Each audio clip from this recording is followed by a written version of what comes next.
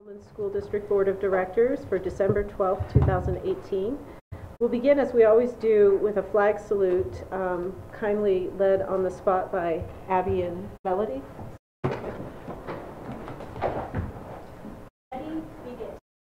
I pledge allegiance to the flag of the United States of America and to the republic for which it stands, one nation under God, indivisible, with liberty and justice for all.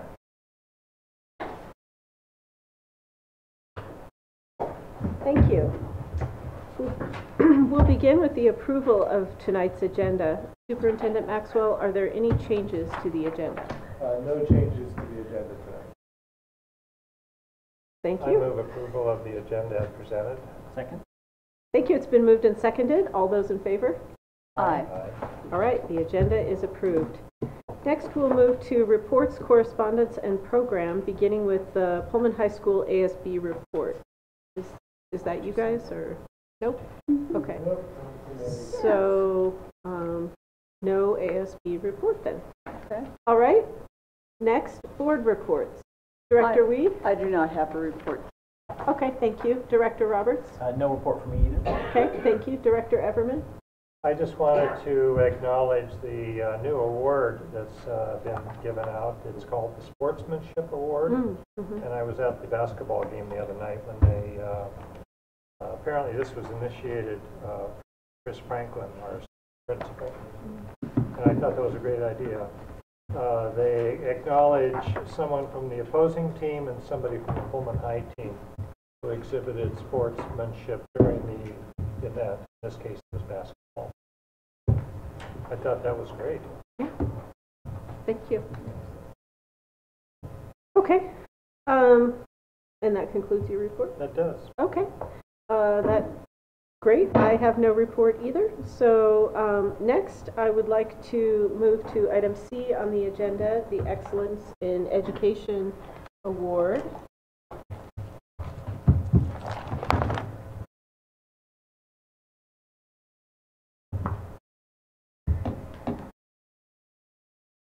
Before I invite the recipient of this award up, I would just like to explain quickly what this award is about. The school board tries its best to adhere to standards of governance, the Washington State's standards for school board governance. These are standards that describe elements of good governance and effective leadership for school boards and what they can do to improve the outcomes for students in their districts. And one of our standards is creating conditions for student and staff success. And one of the indicators of that is celebrating staff success. And we have long had an award for teachers that we present in May. It's called the Dedicated Teacher Award, which is a wonderful celebration. But it occurred to us a couple years ago that award did not give us an opportunity to celebrate all of the other kinds of staff who work in our district and do contribute so much to our student outcomes. So whether you're maintaining quality facilities or providing nutritious food or providing transportation safely, all of those things are so very important for our student outcomes, and we wanted a way to celebrate that. So we have instituted a new tradition. It's called the Excellence in Education Award, and it is meant to celebrate staff members who are not teachers. And so tonight we would like to present the first award, this new award, and I'd like to invite up Ms. Katie Vandermark.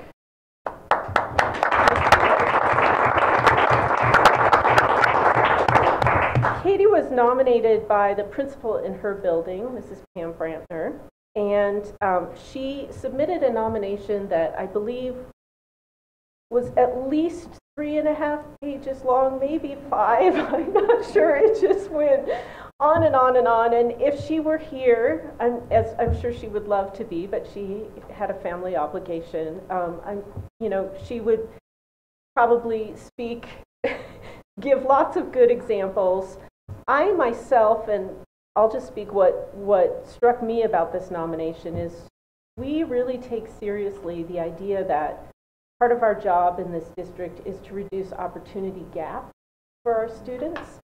And the way she described the work that you do really brought that home for me in reading this nomination. And so I'm just going to read 2 paragraphs, which probably will take a little bit of time, but bear in mind this is only a tiny fraction of all the material we were given.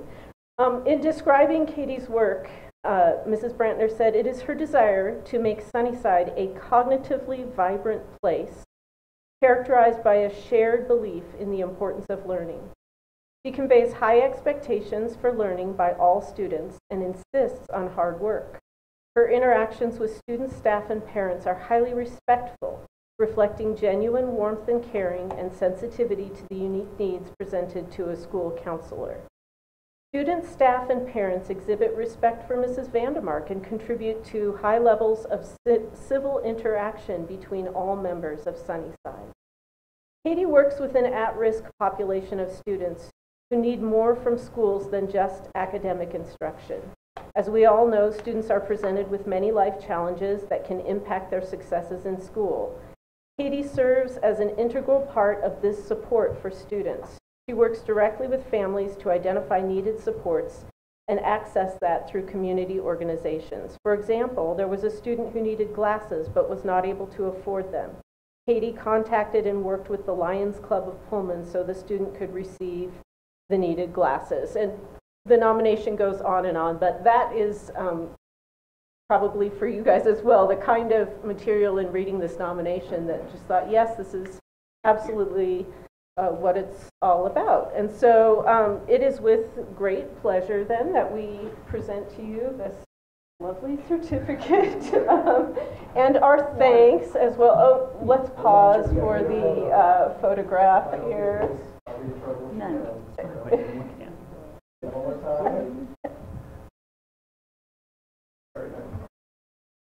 Okay. Yeah, and here's a card from the board. Thank Would you. Like to Oh, just briefly. Okay. Yeah.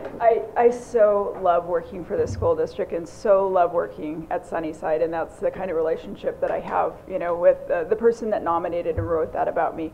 I'm so grateful. It's so kind that you would recognize me because I'm of a small population of people. So thank you so much. Thank you, Fred. Thank you.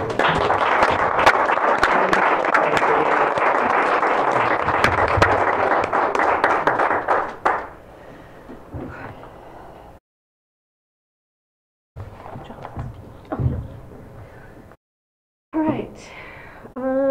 Next, the superintendent's report.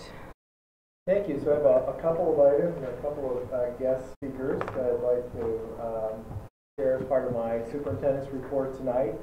So before I get to my guests, I'd like to also share with the board and community that we have 2 newly certified national board teachers in the Pullman School District. That's Jill Ickelhoff and Richard Velasco. So I just want to congratulations to them. It's a very high honor to receive. It's a lot of work that goes into that process. So I really appreciate them taking the time and energy to seek that certification. That brings our total to 18 teachers in our school district who have national board certification, as well as 2 of our administrators also have national board certification. So I'm really excited to share that news with the board and community. Also, from our last board work session, one of my homework assignments was to look into the opportunity for school board members to visit the civics classes. And so I've been working with Mr. Polstead, and they would love to have you visit the civics classes. They would prefer this first semester before it ends. It ends on January 17th. And so that would give you a window of January 7th through the 17th. So if Do we contact Mr. Polstead, or how do we how go would you like about? to do that? Would you like them to contact you directly? That would be fine. Okay. So if you want to check your calendar, see what your availability might be, from January 7th through January 17th. We can work with Justin to set up those visits. Oh, so we should wait until January? No, if you know now, Oh, okay. that's the window where you would actually come and visit the class. Oh, okay.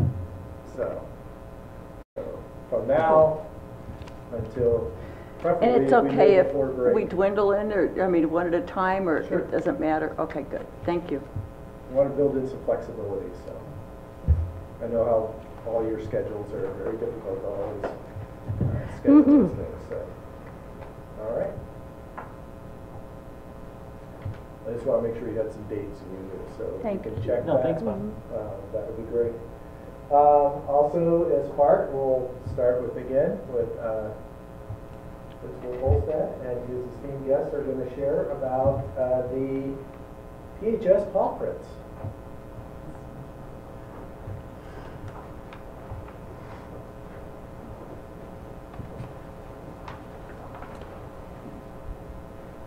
Good evening, everyone. You know, at the high school, we're really making a push over these last couple months to really get the positive things that we're doing at school out into the community. A great example was what Jim mentioned with our sportsmanship award that just came on just recently that we've been working on, and Mr. Franklin got that going for us. And we got feedback today from Clarkston principals saying, what a great idea. Do you mind if we copy that? And so that's exactly what we want. We want to be leading and do those things appropriately. And so another piece that we want to do is really push out all the great things that we're doing here at school and what our students are doing. And so I'm going to turn it over here real quick to Abby and Melody, and they're going to talk to you about our new club, the Paw Print. And again, these young ladies, two fine examples of the students we have here in the building, and this program. The newspaper that they're running is awesome, so this should be pretty entertaining. So I'll turn it over to the ladies here. Thank you. First of all, I'd like to thank Mr. Polstad for inviting us. It's an awesome opportunity to share with you about the work that we've been doing and making our website. So thank you.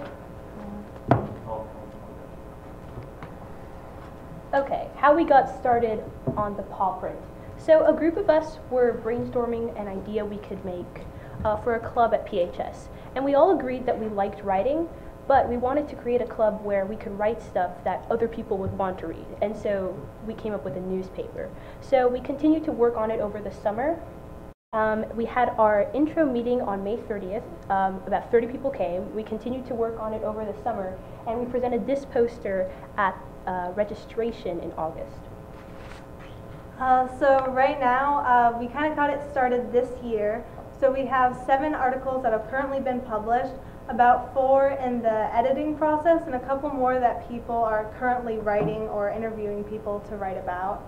We also, this is our website right now. It's gone a great step from where we originally started. This is the home page where I don't know if you probably can't see it on this, but on the side we have an events sidebar that shows the PHS events, and this is our written content, so news and editorials will appear on the home page. As of right now, we have 29 club members, which is a lot more than we were expecting, especially for our first year. And all of these club members have contributed something to the newspaper or working on contributing something to the website or to the club. So that's really awesome for us. And you can actually see them all on our staff page and kind of their roles in the club. So now we want to talk about why we really think PHS needs a newspaper. So we understand that PHS has a lot of media channels and that they do a good job of broadcasting what's happening to the PHS community and a little bit beyond that. But we believe that there's more to what happens at PHS than just saying what happened. We think there's a value to responding to it, commenting on it, and even arguing about it. So we hope that the paw print can allow us to dig deeper into what goes on at PHS. In addition, we believe it's important for the student voice. We believe that a newspaper is an outlet for student voices, and that the only other organization at PHS that can claim such a role is the student government, ASB. But just as a real government cannot function without a press, we believe that the pop print is a necessary medium for students' ideas and dialogue outside of ASB. So the types of written content we have so far, we have news, which kind of shows, talks about the events going on at PHS, but then can even expand to our community of Pullman and even greater than that and talk about some of the events going on around us. There's also editorials, which are opinion pieces, and they might show a different perspective on an issue than most students have been expecting and hearing about. There's also features, which in those we can show kind of the diversity of the student body and maybe give a different perspective on life at PHS than most students are familiar with.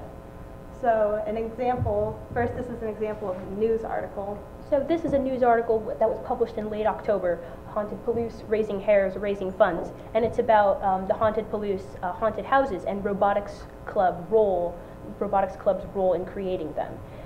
This is a good piece because it showed that we're able to dive into lesser known student activities. Robotics Club isn't necessarily something that's talked about a lot, and also it was allowed us to show PHS's impact on the community. The article talks about how Haunted Palouse raises money for a certain charity in Palouse, which shows that the things that PHS students do have an impact greater than just ourselves. In addition, this is an example of an editorial that I actually wrote called A Different Take on Activity Lunch. It concerned the reduction in activity lunch from weekly to monthly, and it gave the administration perspective, the student perspective, and kind of made predictions about the future of activity lunch, and it shows that we're able to maintain civil discourse on matters of school policy while still giving the student perspective on them. An example of a feature we've had, we featured Vibha, who's a student at PHS, and her parents are from India, and she's involved in an Indian dance group. And this article, while it talks about her activities in her Indian dance group, it also talks about her role as a second-generation immigrant and what that's like having two cultures in her life, and how this can relate to the student body, how it shows a different perspective than a lot of people that aren't immigrants. They've been here through many generations. They can see what it's like for a second-generation immigrant or someone that's kind of sharing two different cultures. In terms of other content besides writing, we have some interesting things on the website, such as comics, polls, and we also have quick links and stuff like that. So as we've mentioned previously, we've published 2 comics this year. This one was made by our artistic editor, Maya, and it concerns the new warning bell at PHS and possible reaction to it out of being shocked by the loud sound. For polls, we're kind of getting started on that because we just got someone, a poll designer, and the polls will mainly be for gathering statistics about our readers, and maybe there's also a quiz component so we can have some fun interactive pieces on the website that will hopefully draw people to our website, and while they can engage in the polls and quizzes, they can also read our articles. So our process for getting an article through to publication. So first, when someone starts writing an article and they're all finished with it, we have an editor review. So we go through and we make sure the structure is sound, that there's no grammar errors. We just basically go through and make sure everything's looking nice. Then we send it to Mr. Carlson. He makes sure that it's an appropriate article, that it fits the kind of image that we want to give out to our audience. And then when Mr. Carlson, he's our advisor, when he's done looking through and making sure that he likes the way the article's written, he can publish it. So in terms of where you can find our website, it's thepawprintnews.com.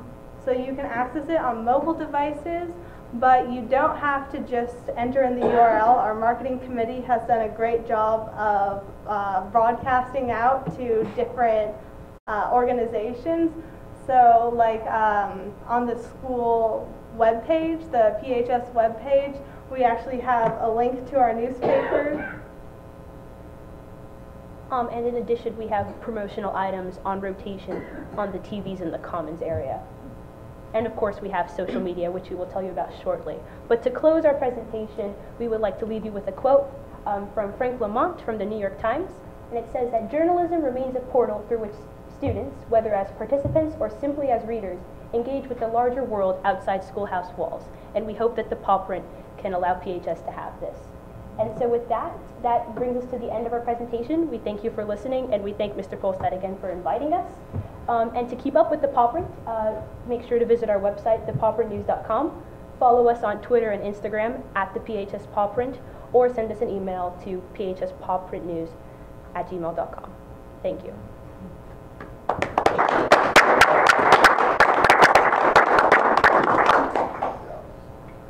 That's really awesome. So how did you guys come up with the name of that name? It's so simple. There was a lot of thinking of a good pun to make related to greyhounds, and it's almost ironic. Like, it's not a printed out, it's not an actual newsprint, right?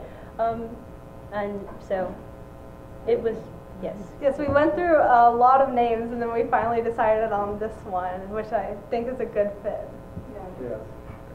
That's great. Congratulations. This is, Thank you. And I'm impressed with the success so far. You guys done a good job. Thank you. I was glad to see you had a bit of humor in there with the comics. That's really important. Yeah. Humor. The high school has needed a newspaper for a long time, so yes. Do you know when they last had a newspaper? We've heard that it was called like the Hound's Den, or no, not that. But I know they've had one Hound's Tail? before. I don't know. A little while ago. Yeah. I think even before I came. Yeah, it certainly Yeah. was. Yeah. Well, I've just been impressed with all the work that you've put in and how much you've gotten accomplished in the short amount of time this year. Well done. Absolutely. Yeah, absolutely. Thank Yeah. you. Thank you. And the first time I tried to find it, though, there were several other high school paw prints. So Yeah. I found the right one. So Yep, thepawprintnews.com. thank you very Thank much. you. Thank Yeah, you for thank you. having us. So great. That's so many requests. We're still on your Yep, report we're here. still in. Okay. So I'm down to 2. So construction update, Kamiak Elementary. We do not have a meeting this week, but we are scheduled to go out and do a site visit just to kind of check up on things. But things are going extremely well. We're on time, on budget. It's really taking shape, and I'm looking forward after the start of the new year, setting up some tours. So, we'll have to see where that goes, but I think we're getting close to being able to maybe open it up and do some tours for groups. So will the gyms and stuff be available for use after the new year? Oh, no, we're not that far, but we're getting closer. At least getting people in and maybe taking a look around. So I'm not sure when we're scheduled to have the gym floors done, but they're in the process of painting right now. So we're getting closer. So when do you think, I mean, just roughly they'll start like moving furniture and books in and things? I mean, Probably is that in March. March, okay, that's what I was Yeah.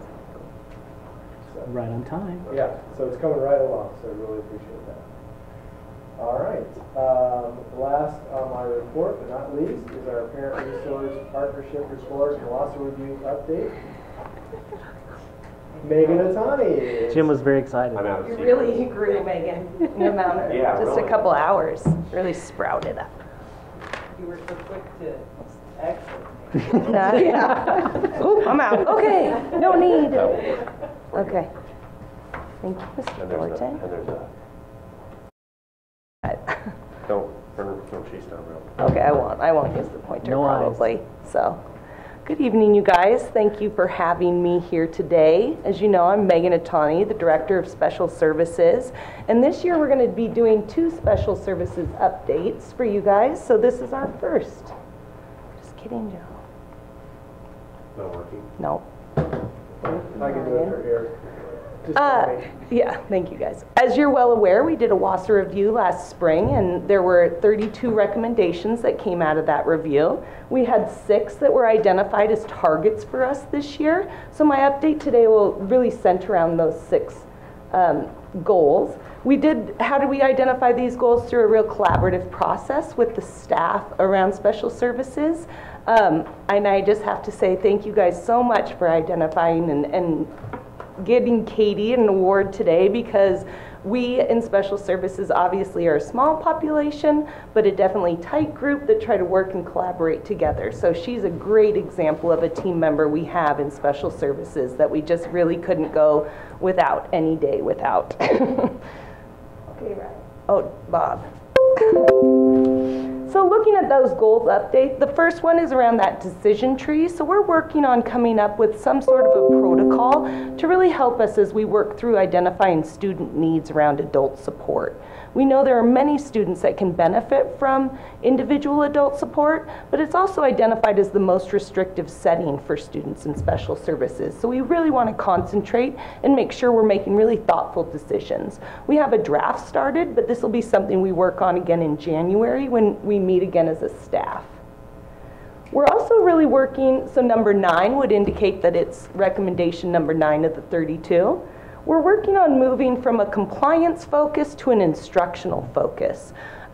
For a long time, Pullman has always met all the needed requirements of compliance in special services. Again, in November, we received our notification that we, again, met all our required elements of compliance. So we've had probably 5 years of that, and that's a great sign that we're working towards this. But of course, this is really important in special education as well.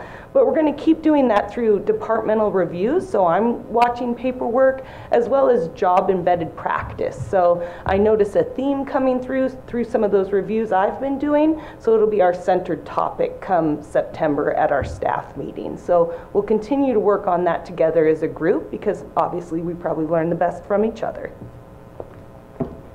So another area, main area under professional development was number 12, and that had 2-part components, and it's really looking at our district-wide opportunities for all our staff to benefit from professional development, from our school psychs, including our paraprofessionals. We identify that's a really important group for us.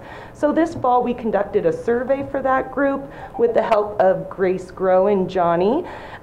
My technology gurus helped us put together a survey, because we thought it's important to talk to all of our paraprofessionals, not just the paraprofessionals who support special services. So we're really trying to take this recommendation to a district-wide approach. So after that survey, we then designed 4 half-day trainings for paraprofessionals throughout conference week this last October. We, of course, then surveyed them when they left, and I think we were able to really meet some of those needs that they had identified as areas of growth for them as a group. So, and it's, of course, always great for us to be together as all paraprofessionals, because we all support each other in every hallway, every day in schools. Obviously, another professional development area is really centering around diversity, disability, and cultural awareness. As a district, we're really working towards that this year, and that impacts all of us as professionals down to students. So you guys know the work we're doing district-wide, which we've also included paraprofessionals in. But we're trying to do it from a multi-step approach. So last spring, we brought in Tyler McNamer, who is a student who has autism, and he was able to talk to teachers. So that stories component, sharing those positive stories. As well as doing some focus PD, we've had a teacher-led professional development by some school SLPs, for example, on communication strategies.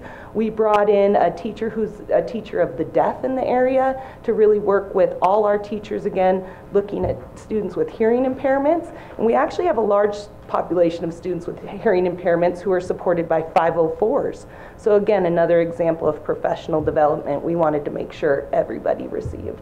So important topic for us, but we'll continue to work on it. Under the area of rigorous instruction, number 25, looking at that and analyzing our performance data, looking at trying to identify the opportunity gap and what does that mean for our students in special services. And so this year our principals have in their school improvement plans goals that center around that population of students. So as administrators, we've attended PD. We're trying to attend to that at the building levels with incorporating that into our SIP plans. And then, of course, as staff, we look at that information together as a group as well, so down to special services. As well as reviewing, calibrating, and aligning district curriculum with intervention curriculums. I would say actually that number 26 was the highest value rated by our staff as an area that they wanted to work toward. So when we talk about closing that opportunity gap, this is probably one of the most important areas that we look at. So that's really exciting for us as a department to do. We've identified team leaders this year, and we're looking at building those professional learning communities. I know there was just a meeting today of the team leaders, for example, and we're working with special educators and gen ed teachers together to say, how are we going to do this in every classroom? So we'll continue that work, as well as just really looking at the materials we're actually using in instruction. So math has been an area this fall that we've really centered on, looking at the type of materials we have available in special services, and how do those look the same or actually very different than materials we might be using in a general education classroom. And then, of course, one of our most important goals is around that parent resource partnership. This has been an area identified for us as a community that we really want to increase that engagement between our special services department and our families, because we know that that's one of the best opportunities we have to improve student growth. So this year we identified, it's a curriculum, but again, materials. It's actually called Families in the Driver's Seat, Parent-Driven Lessons and Guidelines for Collective Engagement. I've contacted OSPI, their parent liaison, as well as a representative from the PAVE organization. We're going to continue to work and talk together. This is obviously just the start of this work for us. So we're hoping to really continue to engage in that work. We had our first meeting in November, so that was exciting. A parent led the first lesson alongside myself. So we're asking for parent volunteers as well to help facilitate the lessons from these materials. It's really laid out pretty clearly, so it's been nice. The first, embedded into those lesson designs, so kind of what are those principles, those guiding factors around that?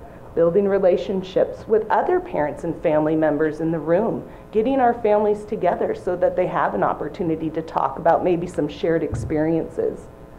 Share their experiences, ideas, and resources. Interact and collaborate and reflect with one another to develop those new and alternative understandings. Foster student success beyond academic achievement. I know how important that is to the board. Recognizing Katie's a great example of that. And then I think this is probably the most important, develop that capacity to take action to support their children and work with other parents to improve the school. And I'm going to say alongside the school. So really what we want to do is do this learning together and alongside so that we all share similar perspectives, so we can have shared conversations around special services or around how multiple facets for our students impact their lives. So what are resources within our own community that we can share together? At our very first night, someone stood up and said, I'm looking for a support group for a child with autism. A parent in the room stood up and said, here's one that meets on Tuesday night. And so to me, that's a great example of how we're going to build together. So our first meeting topic, though, was on communication. There were really three main questions we asked. Which forms of communication are most effective for families, the way we communicate with families?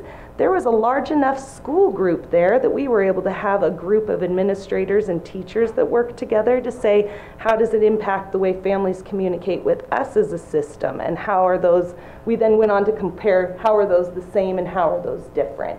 What would be frustrating or what's not working for us to build that communication together? We then kind of compared those lists and came up with barriers. So what are our barriers to effective communication? I think going back to that idea of face-to-face conversations and phone calls came out as one of the most important ways we need to continue to communicate together. And I really like that idea. We talked about technology a lot and how much technology is impacting our students, and especially our students in special services when they need to do things like navigate Google Classroom to the PEP server to another avenue. Whereas we need to help our families as well understand that technology that kids just seem to know right offhand, right? We all know the kids that can get on the computer and go somewhere maybe a lot faster than my technology capabilities can help me get there. So how do we keep up with our students? So we had a lot of conversation around technology, and we really were able to get some ideas of how do we address that. I then also took that barriers list to the leadership team, and we discussed that from facilities and transportation to the classroom. We discussed it again at a principal collaboration meeting. So trying to really make sure our family's voice is coming back to work with us in at that school level and in the collaboration. When they left, I asked everyone to complete an exit feedback ticket. Students at school, you get to keep in class until they do, but the parents, I just said, please. Guess what? A lot of them did. So that was exciting. We did a couple questions on a Likert scale. All of the responses were at a 4 or 5 as far as did you find this helpful? Everyone that completed that exit slip said they plan on returning to the next meeting. So I felt like that was a great success as far as us starting this real collaboration together. The 2 other areas around that I asked them are there specific topics you hope to discuss, and can you provide me feedback and thoughts regarding special services? All those comments really kind of came back to some of those curriculum things we were talking about. So it's great to see that a priority for our staff seems to also be a priority for our families, as well as then technology. And that's where I'm going to have to go to outside resources, because I'm not going to be able to lead that lesson. We then set our future meetings as well. So there's going to be these 2 meetings in coming up this school year, but it sounds like we might try to conduct a few more activities for our families, such as a technology night, led by our technology department, guiding through. The other part about that in this group was they said, but let's make sure we offer it to everybody. And I said, absolutely. So that whole idea of full inclusive, it's definitely being driven by some of our groups as well. So, yeah, so thank you guys for having me tonight. I don't know if you have any questions for me. I am proud to say we have accomplished 1 recommendation. So we're going to be down to 31. We have completed a transportation form, and I'm smiling to Tammy and Joe. We're going to just start really increasing that idea of consistency of that form, but it's been finalized. Actually, a staff member, a teacher from a building finalized that, made it a form you can fill out. So again, awesome to see how much collaboration is going into the idea of these recommendations. That is wonderful. Yeah. So, thank you. Thank you, Megan. All right, thank you. Next, we have a report on the Communications Advisory Committee presented by Director Nathan Roberts.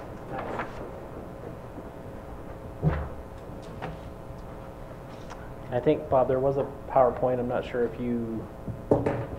Shannon had it, so I'm not sure. I don't need it if you don't have it. It's fine. It's there. I can see Is it it there? Yeah. I'll get it right up. Yeah. Oh, perfect. Sorry about that. No, it's okay. I use them sometimes. I don't. I just, I still haven't made up my mind about them. All right, just let me know and I'll click them through. Yeah, so I guess I'll just start. First of all, I just wanted to say it was really a great experience doing this whole process. I think, ever since I ran for this position, communication always seemed to come up as the key issue.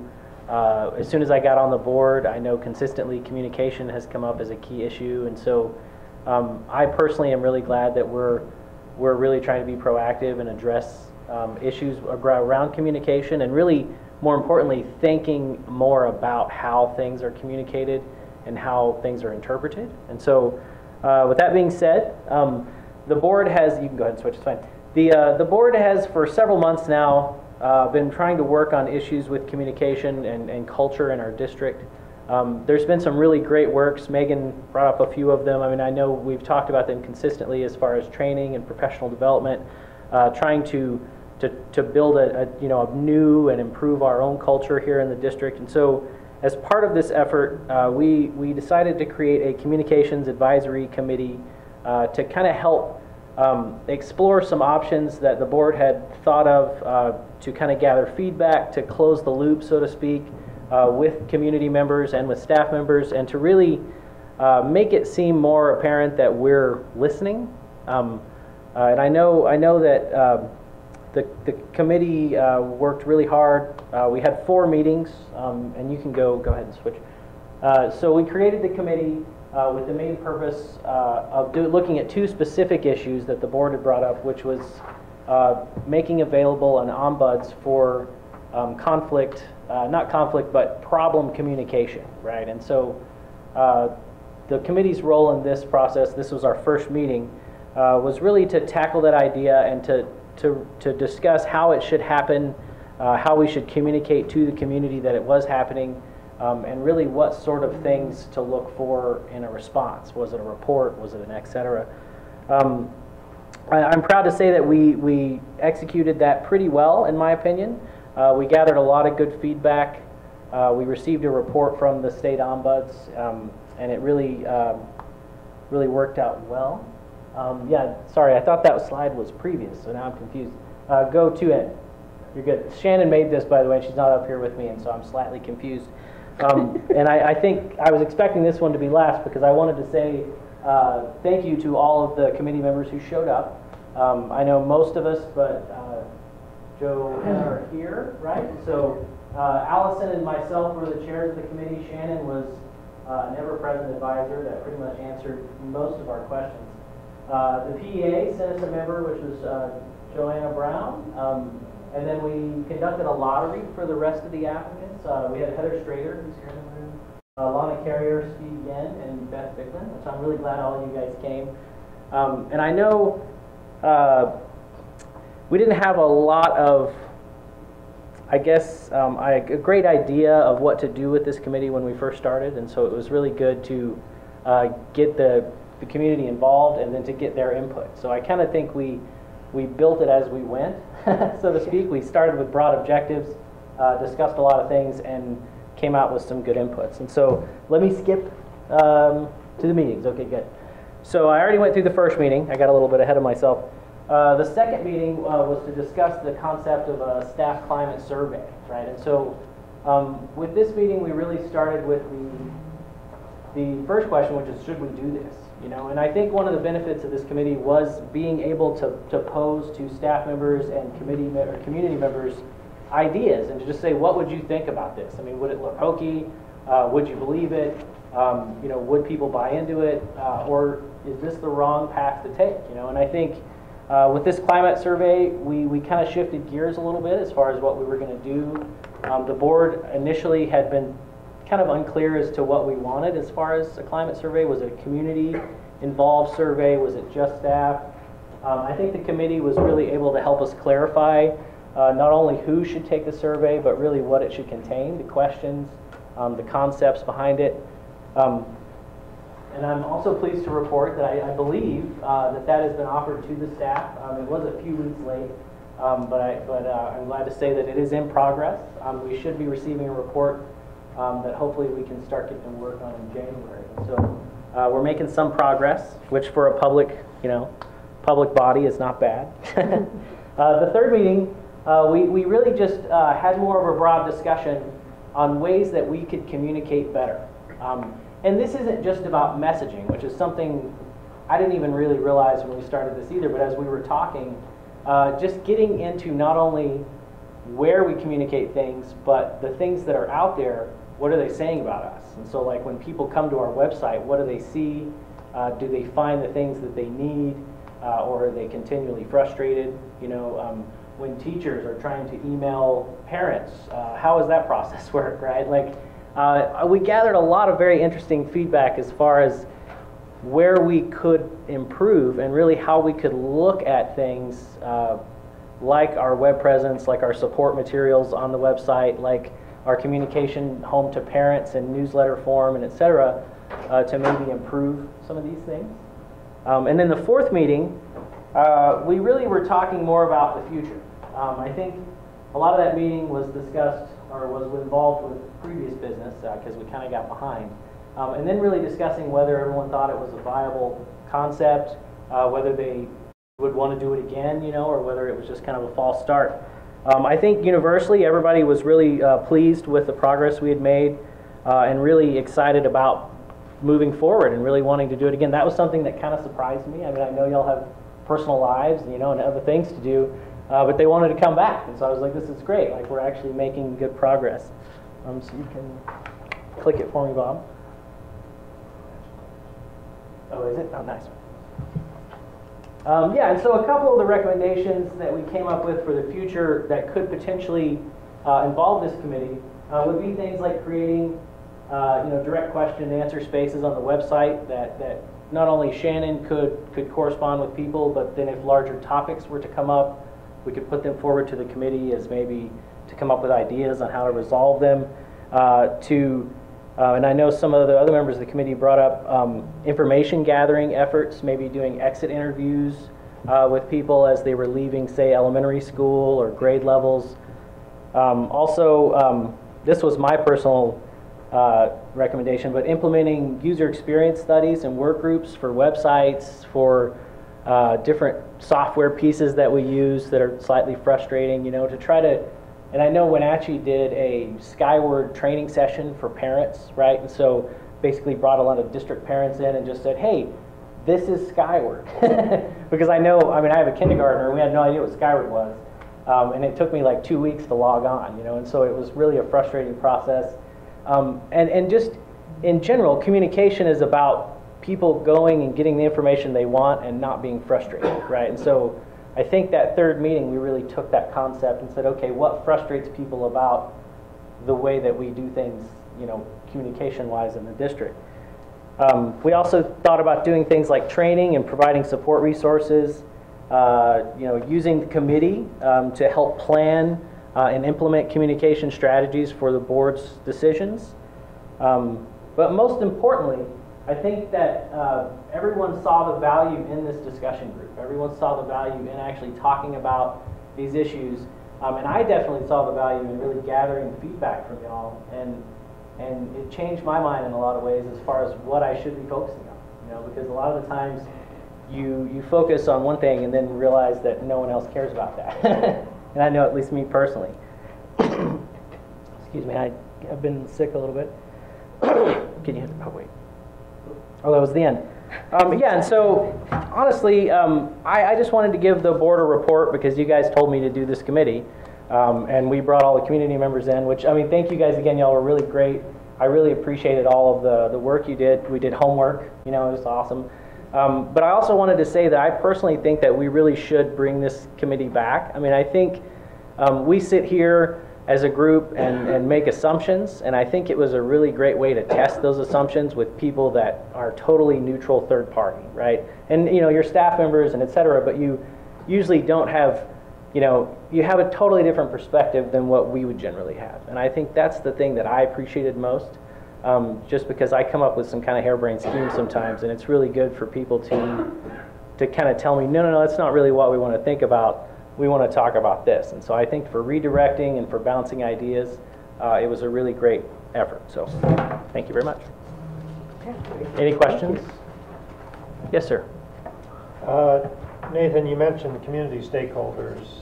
In the past, I've always relied upon the superintendent to kind of be the interface between the organized community stakeholders, Kiwanis Club, Rotary Club, those kind of things, City Council, like Chamber. So are there other stakeholders that this committee would be interfacing with? See, and I don't see it more, I don't see it so much as a stakeholder group, but just a group of, you know, average people, totally selected at random, that you can bounce ideas off of. Because, you know, we all have very different experiences, you know, we all have, you know, different jobs, different lives, and it was really interesting to hear the different perspectives on our ideas, for instance, right?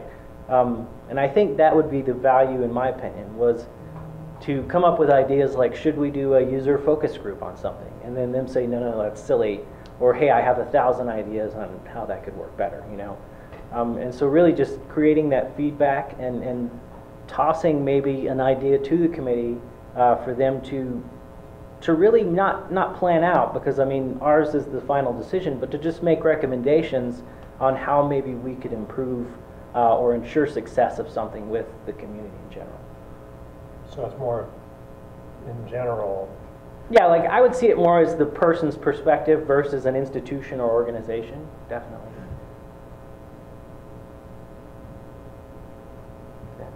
Sorry, I kind of rambled a little bit, guys. I apologize. Would any members of the committee care to offer any? You don't have to. I just want to get, since you took the time to be here. Please. Oh, but you'll need to actually go. I'm sorry for the inconvenience. You will need to go to the podium and actually state your name and address. I'm so sorry. That's okay.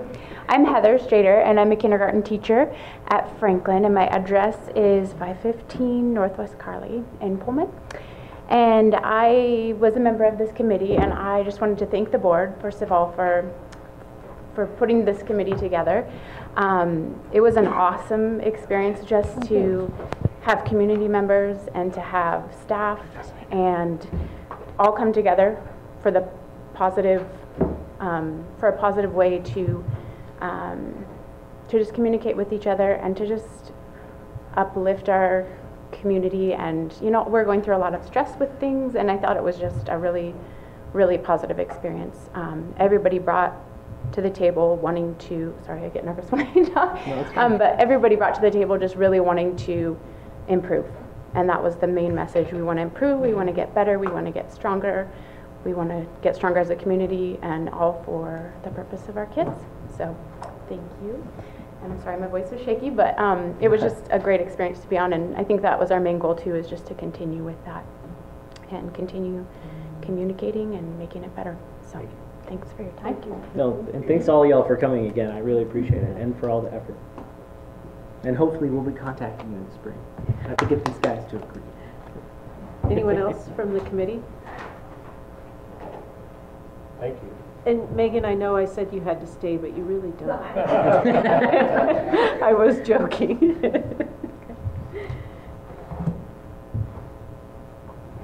All right.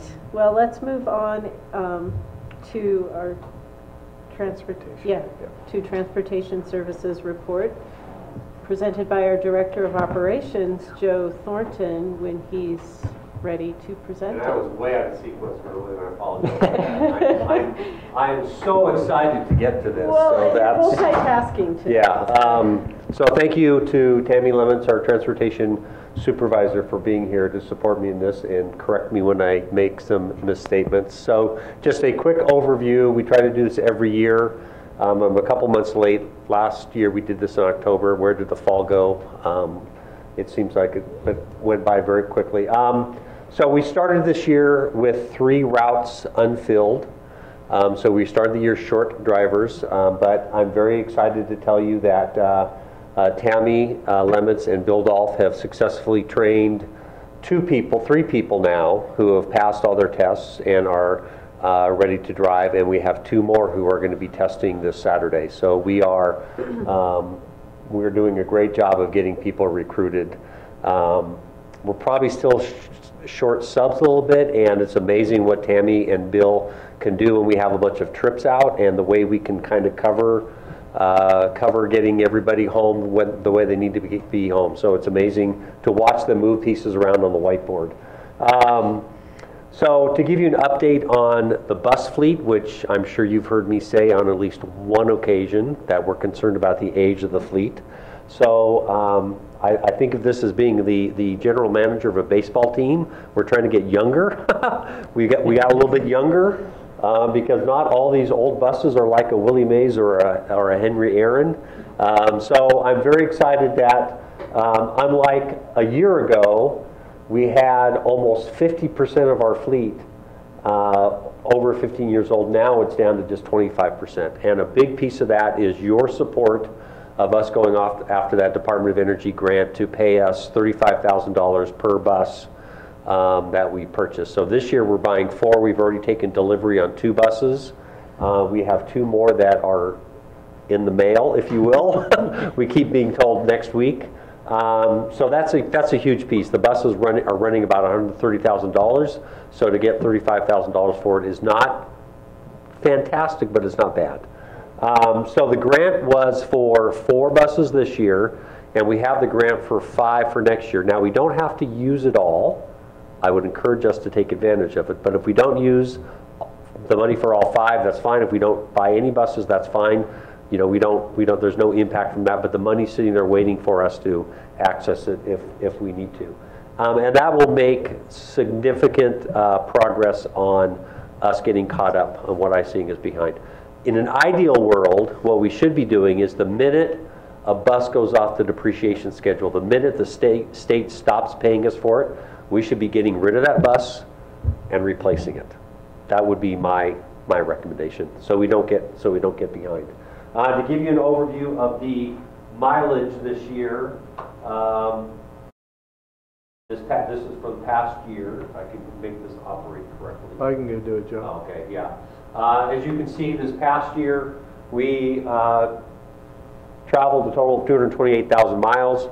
Obviously, most of those were on a bus. So if you add up the number of miles and the number of students we transported those miles, and the fact that we had no injuries, that's phenomenal. Which goes back to this: school buses are by far the safest way to travel, by far. And then you see a breakdown there. It was by and far the most, 67% was to and from school, was most of our miles. And then beyond that, the activities and athletics was about 27%. To give you a breakdown of comparison of ridership, ridership is down. Can you scroll back up? Sorry. I didn't do that, did I? There you go. Ridership is down slightly for the PSD transportation from 970 to 954. That's trips a day. So going to school would be one trip, going back home would be another trip. And then we're down significantly for our Pullman transit trips per day. But again, this is a snapshot. To really get data, we're going to need to take a look at. So this is a snapshot of the fall. And you can see the number of LMS passes that we've issued is up, but the number of PHS passes is down. Why? I mean, there's a million factors that could be going into that. I'd like to tell you it's because more PHS students are walking or riding their bikes to school, but that would not be the truth. And then projects, we are to a point now where all of our buses have cameras. Is that true, or is there a couple of old ones? Okay, the two more that are going to go away do not have cameras in them, because hopefully they're going to go away here in a few weeks. We are continuing to do driver training. Our focus this year is helping the drivers with some managing student behaviors, which, by the way, is a challenging thing to do, because as a classroom teacher, the first thing you do when you're teaching somebody about classroom management, you talk about proximity and you talk about eye contact. We continue to look at the routes and how to evaluate those. We did that with the city, and they've made some adjustments to the tripper routes.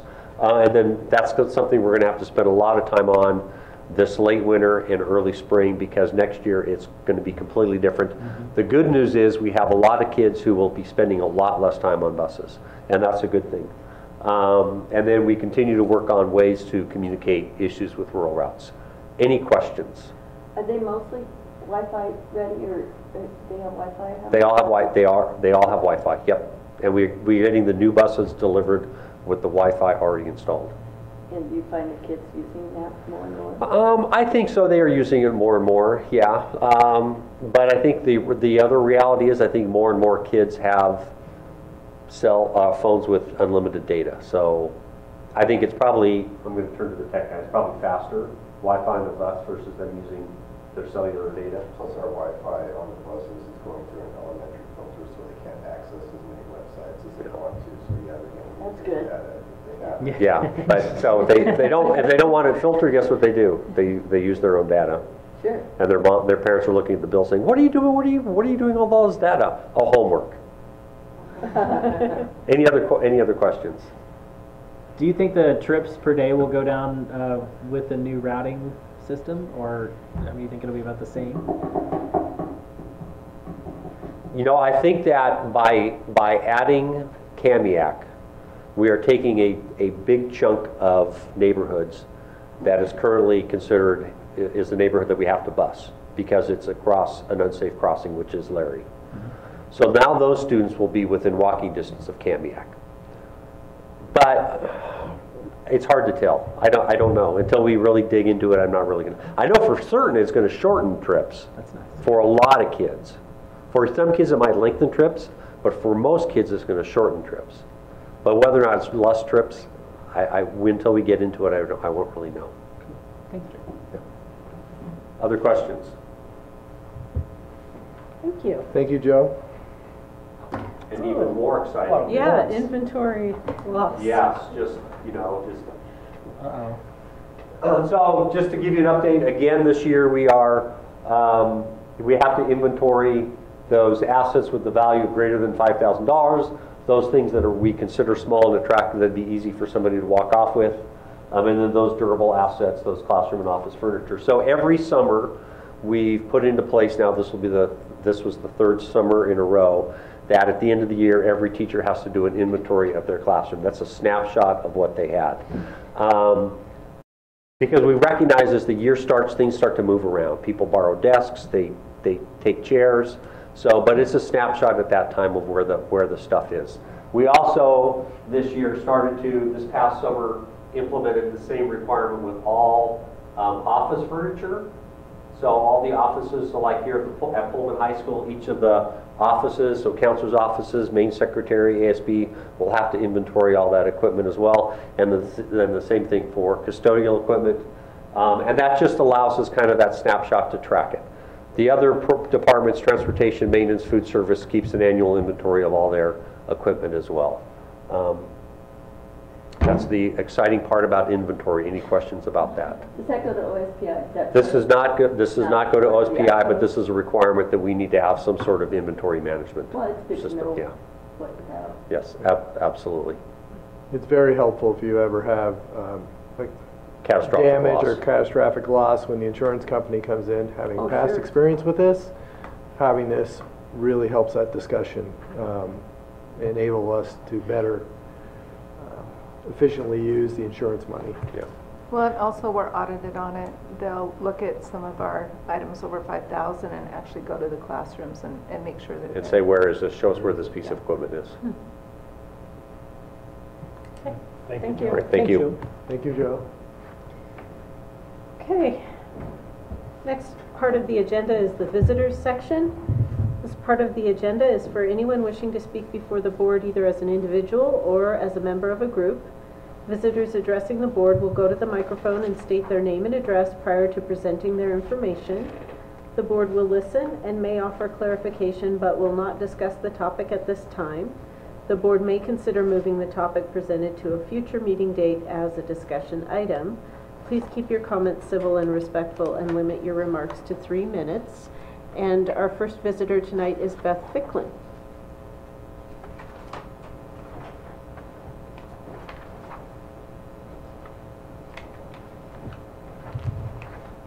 Hey, my name is Beth Ficklin, 1040 Northwest Clifford Street. I could just say the usual, if that would work, and sit down, great. I'd like to start by commending that last meeting of the Parent Resource Partnership. I really appreciate that we have a voice. I want to say guardedly optimistic because some of my experiences with the school district have been fairly negative, that there will be improvements with, at least one finger crossed. I'd really like to talk about the LMS expansion. This keeps coming up at board meetings, and not really officially at board meetings, but this hint that we're going to need to expand LMS. It came up with coffee with Bob yesterday. And what he's saying is the expansion would add a few classrooms, some common space. And I'd really like for the school board to really take some time and look at the feasibility of adding more classrooms there. Could we look at alternatives to that? Are there, hybrid options that would kind of alleviate some of the space where we wouldn't need to add traffic to that area, where we would be able to give our students and our parents some options that would work better for some of our students. And even doing it more cost effectively, maybe even benefiting some of the teachers as well. Just trying to kind of, either looking at a college type model where we put offices in for a classroom in some of the existing classrooms and then teachers just share classrooms. There's a lot of options out there. I spent a couple of minutes this afternoon just looking up, what a hybrid model would look like for a school. And I've got some of those here that I brought you guys. that you can kind of look at what other schools are doing, just links. But I would really like us to just kind of, when this comes up, to really kind of think about it and say, do we need to physically expand, or is there something else that we can do? I spent a lot of time comparing the middle school that I attended that was probably built in 1950 or earlier. It was before desegregation, way before it was the white high school. They are still using that building now, and it has to be, 70-ish years old. And I feel guilty sending my kids to these schools when I know that there are schools across the country that do not have what we have. And here it just feels like we are being so greedy that we're saying, hey, we just want more. Can we look at other options that'll benefit our kids? And really the way that we want to do education as parents is we would like some options. I think there are a lot of parents in the community that would like options, and they're going to start looking for that. So, thanks. Thank you. Thank you. Would anyone else care to address the board? Okay. The next part of the agenda is the consent agenda. To expedite business at a board meeting, the board approves the use of a consent agenda, which includes items considered to be routine in nature. Any item which appears on the consent agenda may be removed from the consent agenda by a member of the board and voted on separately. The remaining items will be voted on by a single motion. Tonight's consent agenda consists of minutes, personnel reports, professional and personal services contracts report, overnight field trip requests, ASB fundraisers, warrants, and student transfer requests. And I would now entertain a motion regarding the consent agenda. I move that we approve the consent agenda. Second. It's been moved and seconded that we approve the consent agenda. All those in favor? Aye. Susan, do you also vote aye? Sure, of course I Okay, do. perfect, thank you. Sorry, The consent agenda is approved. Yes, I understand. And next we'll move on then to action items. The first action item this evening is Policy 1400, Meeting Conduct, Order of Business, and Quorum, presented by Superintendent Maxwell. Thank you very much. Appreciate that. I am going to bring it up.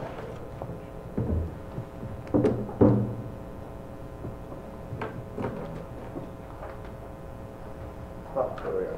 Okay.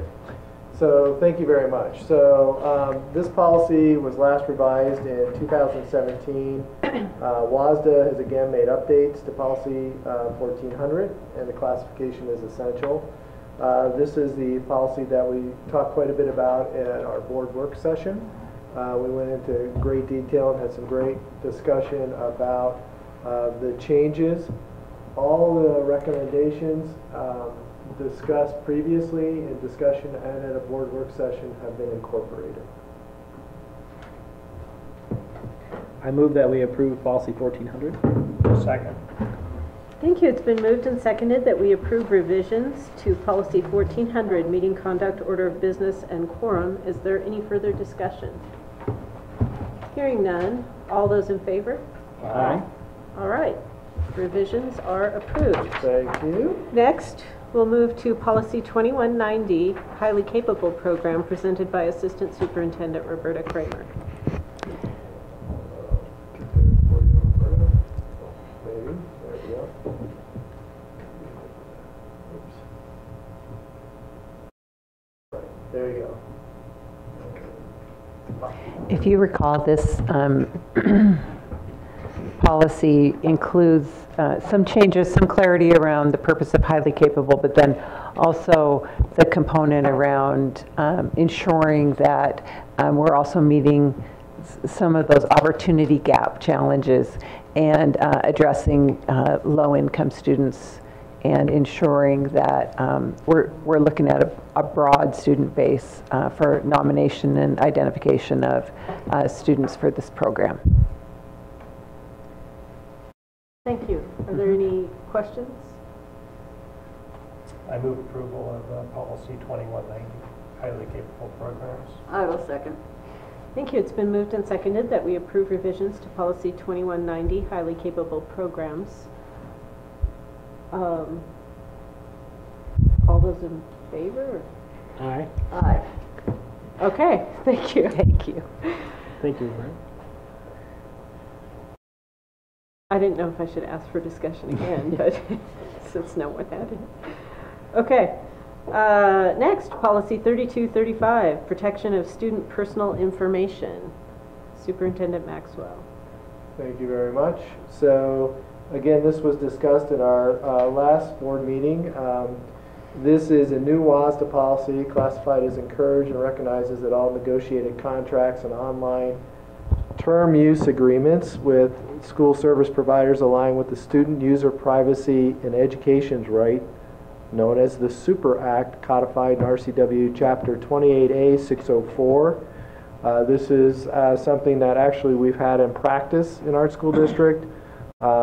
It's becoming more and more important as we contract with other providers, whether it be curriculum or consulting software programs, that we have some built-in agreement protections about harvesting student data. So it's something that we're doing. Right now it's recommended as encouraged, but I would believe that in the future this is going to be one that's going to be required. Thank you. I move that we approve policy 3235. I'll second. Thank you. It's been moved and seconded that we approve this new policy 3235, protection of student personal information. Is there any further discussion? Hearing none, all those in favor? Aye. All right, thank you. Next, policy 4040, public access to district records. Thank you. Just a second here.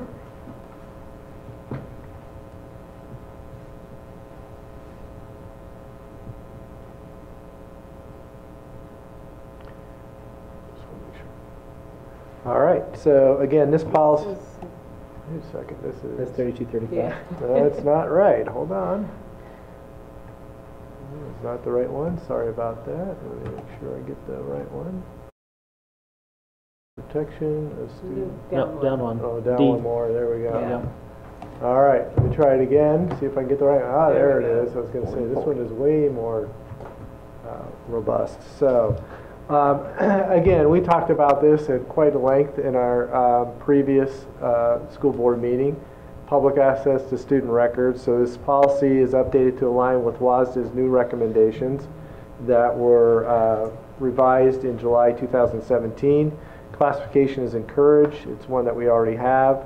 The policy is intended to facilitate access to school district records without compromising the operational efficiency of privacy rights. In addition, this policy defines what are school district records. So this one's been heavily edited, but again, a lot of this is taking a look at our procedure and also defining what are our school district records, which is this paragraph right here. Most of these changes are not new. These are things that we are in the process of doing and have been doing. It's one of these areas of record requests that continue to be an important part of our business as well as any other governmental agency. So it's probably good to have an aligned, updated policy with what WASDA recommends. And this is the one that I volunteered to look into a bit. And I did some cruising around of other districts' websites and couldn't find somebody who had an updated version of this policy at all. But I did, Bob, if you could scroll down to the part where we discussed extensively that idea of the resolution. The board has declared by formal resolution, and we took that out. Yeah, so I basically just took out the part where it says that the board hereby anything like that, because the policy is the board's position, in my opinion. So it seemed strange to continually refer to the board when it's our own document. But taking that out, it seemed fine to me. No, I agreed completely. Okay. And that was the part we discussed last time. We really do not need a resolution. We have an existing policy without a resolution. Well, then it almost makes it sound like we'd have to have a board resolution every single time. And what if somebody your wanted resolution records. became out of date? Yeah. Yeah. Just was odd. No, I mean, as long as there's no further questions, I'll move that we approve policy 4040, public access to district records. I'll second. All right, thank you. It's been moved and seconded that we approve revisions to policy 4040, public access to district records. Is there any further discussion? I had a question for Bob. Sure. Bob, you had mentioned at one of our meetings, the Freedom of Information Act, Mm-hmm. some of those requests have become are they increasing in number? And who generally handles those? I do. I do, and increasingly more, unfortunately, we have to seek legal counsel, which our costs in that area have skyrocketed, really, and they seem to come in waves. So we are getting more and more each year. Well, it's become a weapon. Yeah. Yeah, it's that they use. Well, yeah, it's become a common tactic amongst people who just want to cause, complications. I mean, and it's legitimate records requests often, but like I know just of the university that I was just talking to the OT director, and he was saying that a lot of people like to, like if there's a issue that they were involved in, just to kind of come around and cause more complications later, they'll file public records requests. well, there are certain individuals that actually do this now for a living. Oh wow. And so Capitalism's great. they will send out mass requests for the same I'm not amount. sure I understand Oh, how we you saw can make a that living from, too. yeah, one of the attorneys at the law conference was talking about Yep. this guy that is a professional records requester. And we actually did receive one from this gentleman, who I will not name, but yeah. And so and actually I saw an email last week from ESD 101. A lot of the districts up north are getting a massive public records request, and now they're seeking ESD's help we have not yet received it. So, but it's becoming extremely expensive and extremely time consuming. And I know I asked this last time, but it may inform your question, Janice, because you verified that this would not exclude us from having to provide records under the... Oh, no, we still have to provide them. Absolutely. So it's kind of just separate again. Yeah. This just gives some clarification to the definition and to the process. All right, any further discussion? Hearing none, all those in favor? Right. All right, thank you. Thank you.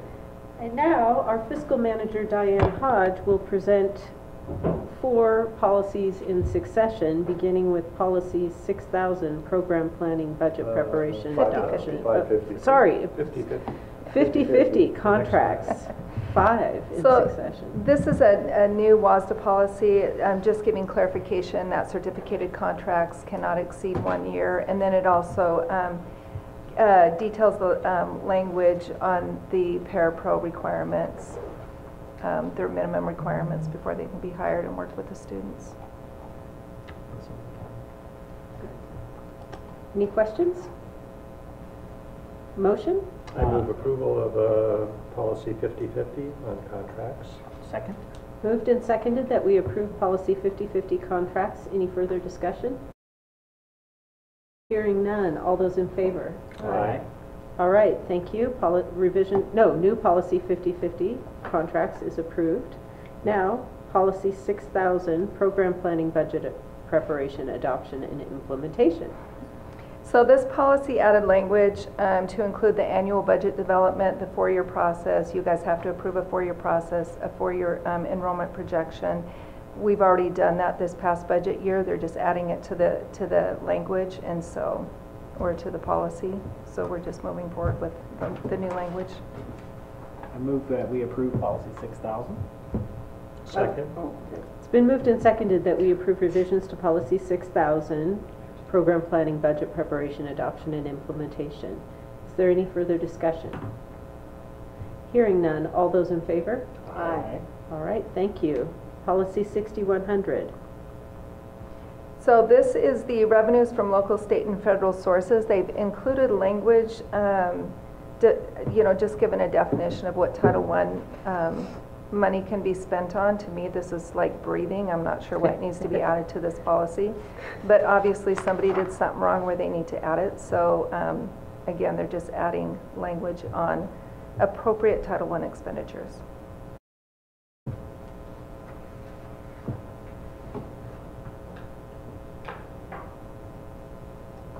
I'll move that we approve policy 6100.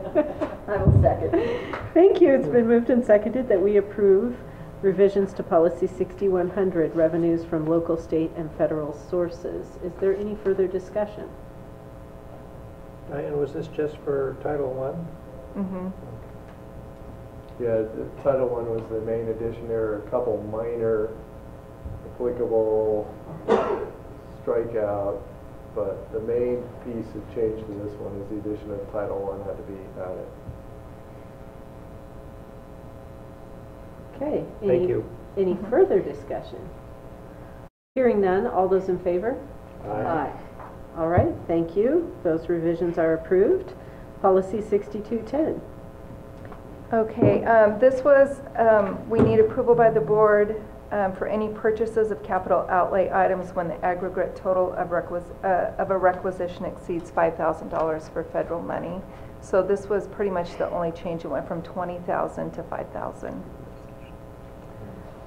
Okay, I will move that we approve policy 6210. Second. Thank you. It's been moved and seconded that we approve revisions to policy 6210, purchasing, authorization, and control. Is there any further discussion? Hearing none, all those in favor? Aye. Aye. All right. And to finish it up, policy 6220. It's knocking them out of the park. I know it. So bid requirements, they're just adding language to assure that when possible, the district will use small and minority businesses, women business enterprises, etc., which is interesting language. And then they updated the purchasing requirement on procurement when using federal funds for goods and services, and this changes at least twice a year, so I'll be back in 2019 at least. Thanks for the warning. Yeah. Well, for the brief time that we have, I will approve the 6220 bid requirements. Second. Thank you. It's been moved and seconded that we approve revisions to policy 6220, bid requirements. Is there any further discussion? Hearing none. All those in favor? Aye. Aye. Thank you. The revisions are approved. Thank you, Diane. Diane. Wow. All right. Next, we'll move on to tonight's discussion items, beginning with our academic calendar options presented by Superintendent Maxwell. Thank you. So there are 3 items, so I want to take the time and go through all 3, and I know you spent time looking at the survey results and that, so I'll touch upon that a little bit for our audience.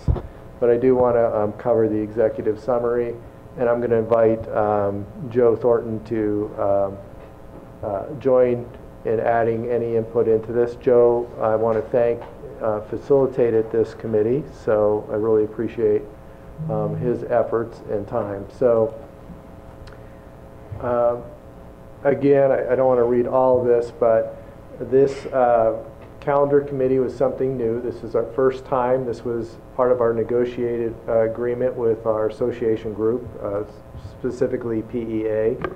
The committee consisted of Stephanie Bray, Cameron Groh were the administrative representatives, PEA Vice President Rena Minks, PPA Vice President Patricia Opp, and parent representatives. So Vadim, I don't want to, Vadim, Sherry, and Sergey, and Caroline. 2 spots for the elementary and secondary PA representation were vacant. So the committee met several times over the course of the calendar fall here. We did do a survey. It was sent to all parents and staff, as well as posted on Facebook, Twitter, and the district website. A second meeting was held to review the survey data and to develop calendar options to be voted on by PEA and PPA, which is the Teachers Association and the Paraprofessionals Association. 2 draft calendars were developed for each academic year, so that would mean there were 2 calendars options for each year developed. A third meeting was held to finalize the options. And again, once those were completed, the results were forwarded to the collective bargaining agreement. After the vote was taken by each association, they were forwarded to the district office. So the results of the vote were for the 2019-20 year, option A, you can see how many votes were 90 for PPA, 16 for PPA. PEA was 90, PPA was 16. Option B had 19 and 5. In 2020 and 2021, option A received 89 votes. For the PPA, it was 16. Option B received 20 and 5. So the recommended approved calendar options, A for both the 2019 and 2021 calendar academic year.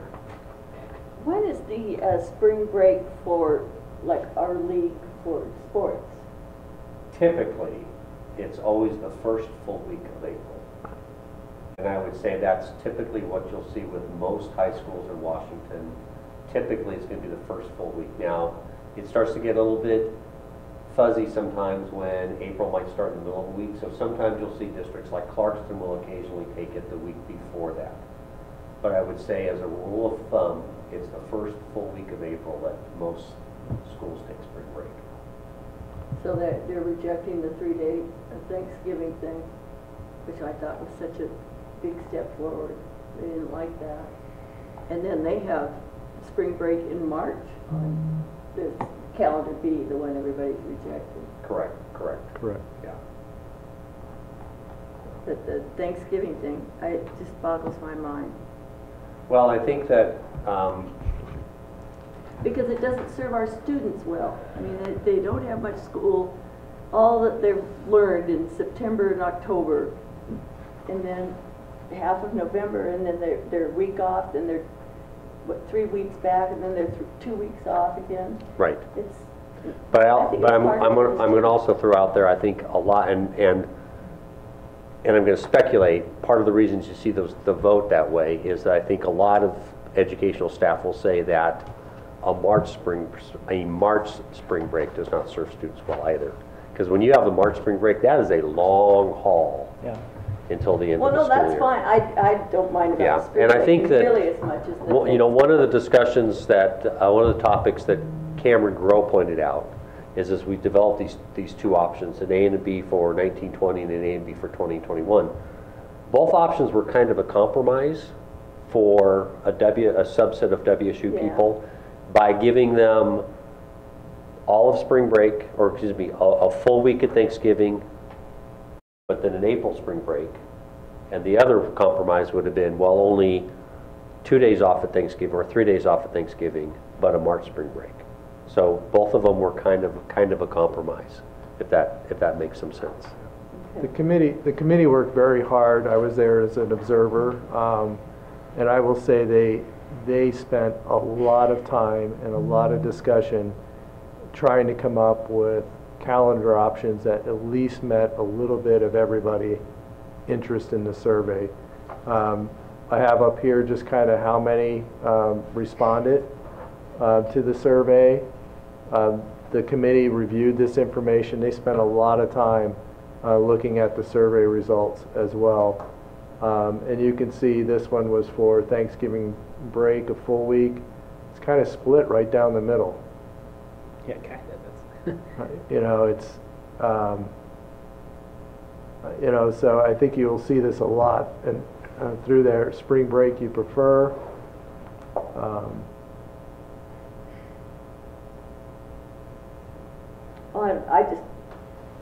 I look at it and want to do what's best for the students. Yeah. So, which is a I mean, frame of reference. will having it in late March impact the sports? I mean, as far as spring break goes? Well, would having spring break in late March impact sports scheduling or? Well, I think what would impact high school spring sport athletes is if you don't have the same break as the rest of the league. Absolutely. It complicates things. And generally, the league breaks are that first week of April. Correct. Yeah. And so, I We mean, didn't come up with option C, which is the small Thanksgiving break in the first week in April. And then you'd have more allowance for snow days and stuff. so given that this is a discussion item and we're going to vote on it next time, I imagine. Yeah. I mean, what is the? I mean, do we have the ability to change anything? I mean, that the No. committee has recommended. We have the ability to set the start date and the end date. Okay, but now that it's been voted on by the PPA, it's just yay or nay is what we're voting on next time. I guess we have the option to choose, but. Well, I mean, we could depends on move the what kind. days. No, no. You have to either accept or reject the. That's what I'm saying. Is it a yes or no, or are there any amending options here? Not, you could reject it and say go back. I don't want to do that, but I'm just wondering. Go back and do it again. For some reason, the calendars are not pulling up.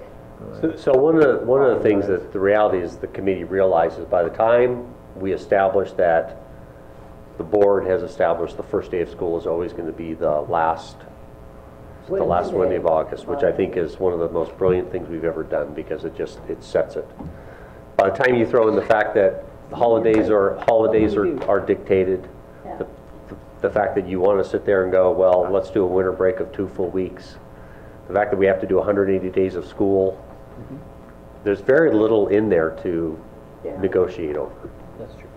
Other than the length of Thanksgiving and where to put spring break. Yeah, and with WSU, it's hard as they have a 10-year calendar, we have a 2-year calendar.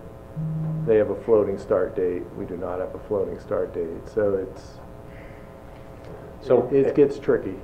And by the way, speaking of 10-year calendars, one of the things I've recommended to Bob, as attractive as a 10-year calendar would be to me, because I won't have to haggle over calendars anymore. But I would recommend that we do this again next year for 2 years, and then get on a 2-year cycle after that. That way, we always have another year out there that's decided. Because right now, I'm already getting phone calls from people saying, I'm trying to plan for next year, what's the calendar? And I say, give me till January. But if we do it again next year, then we've always got at least the current year plus one more year scheduled. And then so if we do it again next year, as painful as this will be to do again next year, do 2 years next year, then do a 2-year cycle, then we'll always have at least, sometimes 3, but at least 1 out there for people to see ahead. Oh, that's a good idea. Did you find working with the calendar committee productive? Yeah, absolutely. And people have their particular interests, but they also recognize that they represent a subset. It was interesting to hear a discussion between 2 WSU employees, one of whom is faculty and one of whom is staff, and their different perspective on a March spring break versus an April spring break. Because the staff member says, well, I don't get spring break. It doesn't matter to me. It doesn't matter to me. I can take vacation, but that's not dictated to me. So it was interesting to hear those 2 different perspectives. Right. It was very good conversation, and they worked really, really hard trying to come up with options that provided everybody with at least something on the wish list, I would say. I think it's a good example of shared governance. I mean, it's just, like you said, everyone wants something different. Yeah, exactly. You got to compromise. Yeah. And I will point out for the conference weeks where we've shortened the conference weeks, we'll be submitting a waiver to the state in order to accomplish that. The state has been very favorable to districts that eliminate half days as much as possible, so I don't anticipate we would run into anything, but I do want the board to be aware that we'll be applying for a waiver to consolidate, which will give us 2 full solid days, and then we'll have 2.5 days of conferences. And in 1920, Oh, I didn't even know. 1920 Halloween falls on a non-school day, and the next year it falls on a Saturday. So I think we're very excited about that. So Now, the parents probably aren't as excited as you are, daycare people. I didn't notice this, so all of the half-day development days are now full days? No, the conference week, only conference week. So like right here for that week of October 28th Right through here. November 1, Yeah. in the past, that would have been Half. 5 days of school in the morning, release time in the afternoon for conferences. In the fall for K-8, and then in the spring for K-5. Those half days are disruptive. Yeah. So this allows us to, I think, have a better educational setting. And this helps transportation a lot, by the way. And this was one of the, I think, the high points that the parents on the committee really appreciated. Yeah, I know, I heard a ton of complaints about the half-days. Yeah. Because it's really disruptive. Now, we have to apply for a waiver, but I can't imagine that the state would say no. Yeah. You want me to mention the idea that popped up about the LID days, the learning improvement days? Well, not the LID, the collaboration days. Yeah, I think we can just mention that it came up as a side topic, but that would be something for the future to talk about. But go ahead and introduce it. So one of the things that we kind of saw in the surveys was the idea of starting to do those collaboration days on Friday. Okay, nice. A little more family friendly, perhaps. Well, yeah, there's, it's kind of terrible to make people waste a vacation day on like a Tuesday. Because there's really nothing. Wednesday. Yeah, or Wednesday, yeah. So, but we told the committee, the calendar committee, that wasn't something that was their job to make that decision. That was really a board decision as to where to put those, if we can, assuming we continue collaboration, where to put those days. And initially, and this shows you that I'm an old timer, initially when we were talking about collaboration, we kind of tried to pick a day that was going to be the least number of conflicts for activities, because if it's an activity day and you have a teacher who's also a coach and they're gone and then they're not collaborating, it kind of starts to erode that away a little bit. My thought now is hopefully the collaboration is established as kind of an important institutional thing we're doing at this point in time, that if a person were to miss an occasional collaboration day, it won't be the end of the world. So I think the Fridays is an idea to make that maybe a little bit more family friendly. I don't see them listed on here. They're not on there yet, no. They haven't been Plugged in yet. Well, then you could make it the Friday even now. I can't, that's not my power. Oh, fine. I don't have the power to do that. You do. Fine, yeah. I'm only 1/5 of the power. But that came up as a discussion item, and we wanted to bring that to the board's attention because it's connected. And we didn't put in any snow makeup days, because by plugging them in certain spots would have extended a couple of calendars would have extended into the next week. The thought is if we have snow makeup days, the first place we will go is on those learning improvement days and make that a school day. And then that learning improvement day will be then put after the end of the school year. Which has been... people agreed to that? Yeah. Yes. Yeah. Okay.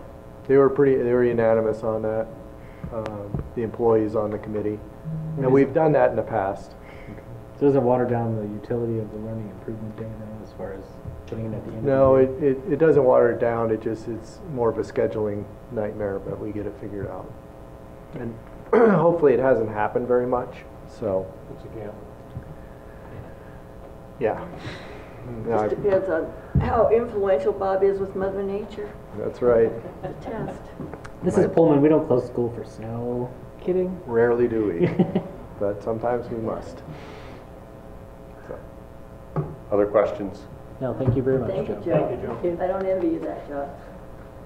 That wasn't bad. It was a great committee. Joe did a great job. The committee members were very, very engaged and very thoughtful in the process. Okay. So I'm happy to report that.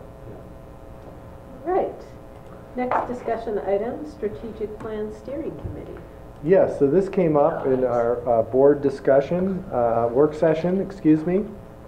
And one of the things that the board talked about was moving forward with the strategic planning process to overhaul our district strategic plan, which was last in 2008, according to the information I was able to research. To start the process, the board's interested in having a steering committee lay the groundwork by doing some research and setting the overarching plan and timeline.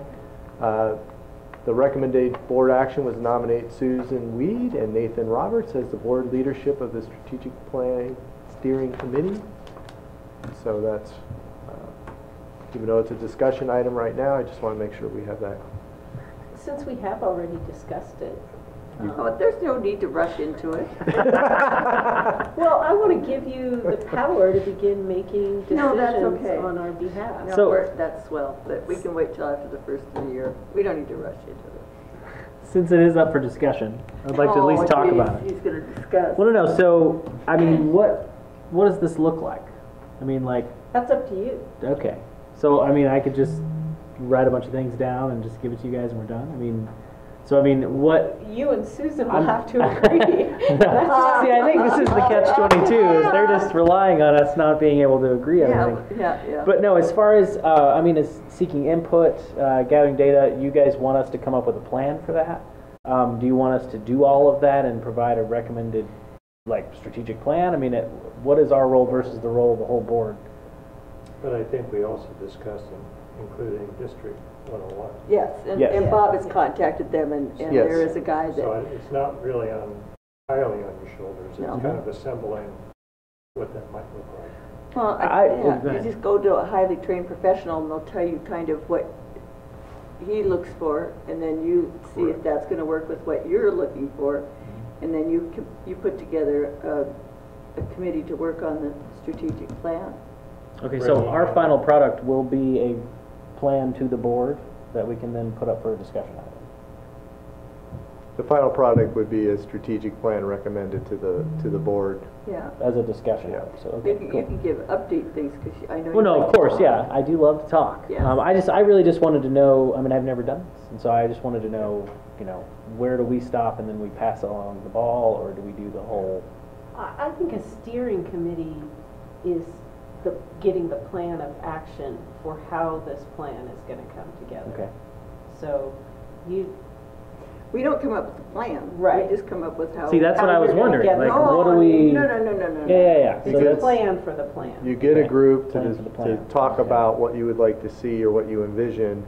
You have a facilitator come in, listen to what you have. The facilitator will give some feedback, give you an outline. But that's the plan. And that's how to the get plan. the plan. But That's they how you need to get get the the plan for the plan. You're the brainstormer. Oh my You're God. Yeah. See, they're confusing me Trying more. to figure out if there's enough gas or Okay, no, that's fine. Making decisions like, we will have a plan that will involve a survey or a forum or, this, that, and the other. How we're, A plan to make the plan. yes. Okay, gotcha. Yeah. That's I'm comfortable with. So basically, we'd like to look at this data. We'd like to talk to these folks. We'd like to include these people. We'd like to maybe look at these broad topics, and then we start the strategic plan, right? See, well, but I would go first with the facilitator because Yeah, the definitely, facilitator has done it and can tell you how to start more better than So I've only done it For twice. instance, but- do we want to involve Schweitzer in that kind of thing? That's what I was getting to earlier about the community partnership. What does that entail? Well, that would be the, The strategic planning plan committee. could actually mine that a little bit. This is going to be fun. Yeah. All right. Do you think it was going to be that much discussion when we put this on the board? Okay, I would say we move the strategic plan steering committee to an action item. Okay. Is there a second? Second? Thank you. It's been moved and seconded that we move this item to an action item this evening. Is there any further discussion? Hearing none, all those in favor? Aye. Okay, this item is now an action item because we have now discussed it twice. So I would now entertain a motion regarding this item. I move approval of the strategic plan steering committee. Second.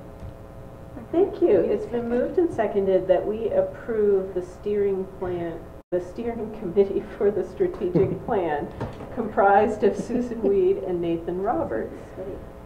Is there any further discussion? Maybe bringing forward those notes that were talked about at the workshop, and then to give those to Nathan and Susan.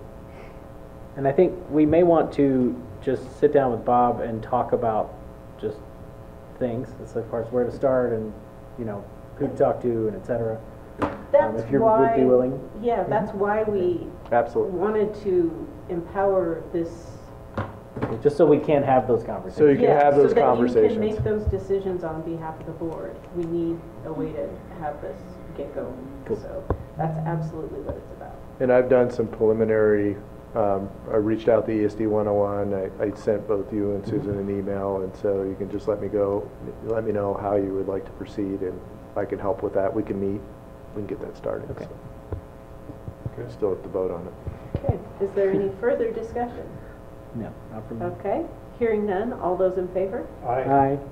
Okay. Congratulations, Director Weed. Thanks. Thanks. Aren't you going to congratulate Nathan?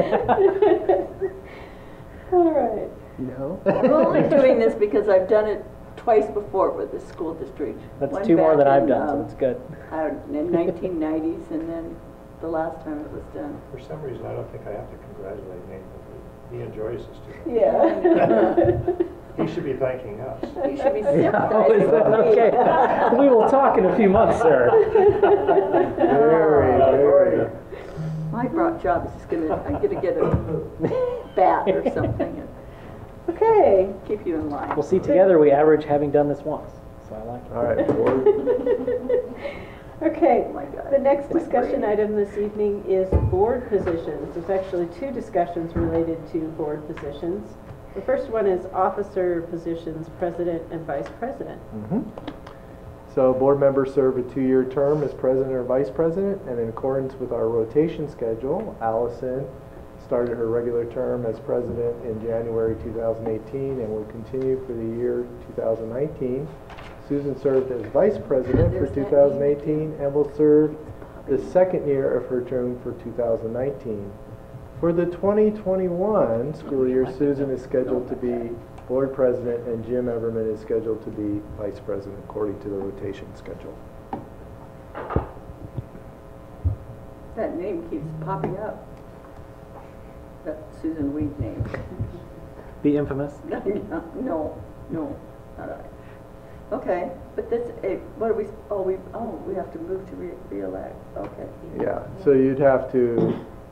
But if you're taking your office in January, we should move this to an action item so that in January you will be elected to be president again. Is that correct? Because the first meeting in January seems to me is when you do the swearing in. Right. And all your, yeah. So I will move that we move this to an action item this evening. Second. Okay. Is there any discussion of that?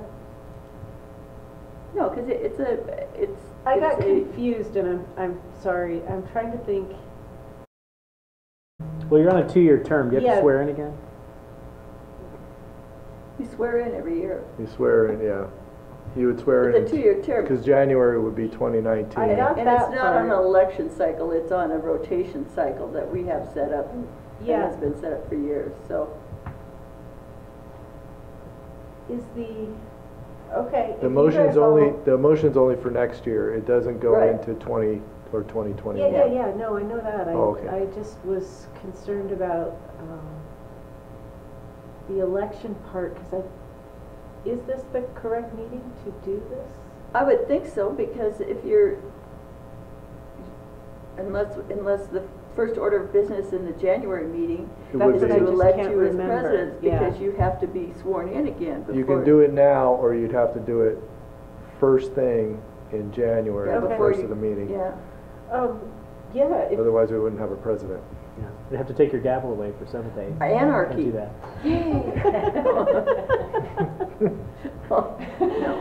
All right, well, it's not as if we couldn't see this coming, so, okay, so is there any further discussion of that motion?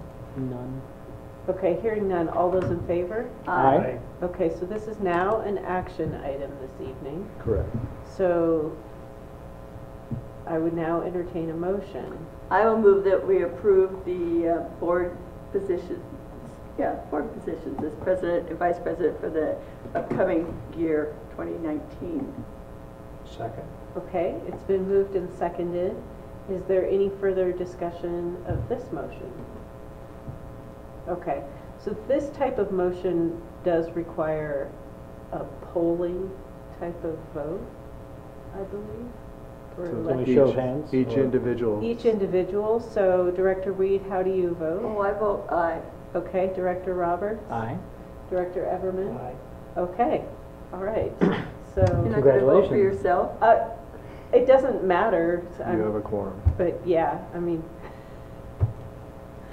Well, I'd say if you don't vote for you, then why should anybody else vote? Because she's last, though. How are we supposed to know? All right, fine.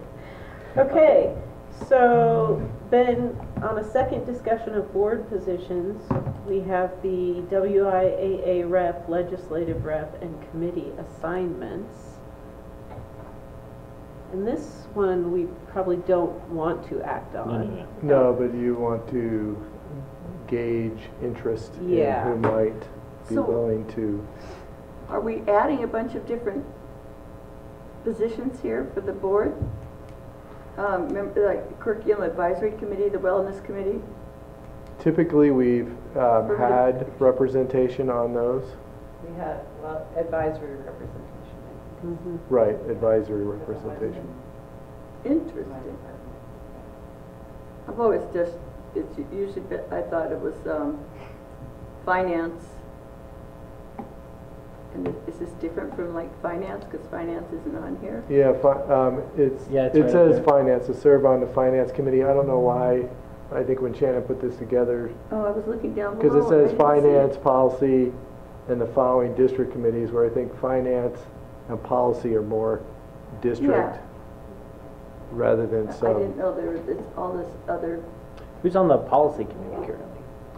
We don't have one. We don't have one currently, and so I that used to be. that is an item I would like to talk at a future board work session about some ideas about that. So I am currently on the wellness committee, and I would like to continue on the wellness committee.